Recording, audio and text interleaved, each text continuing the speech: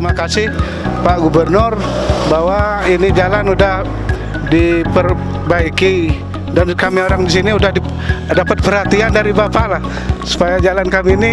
bisa lebih bagus, lebih lancar demi untuk kelancaran kita semua.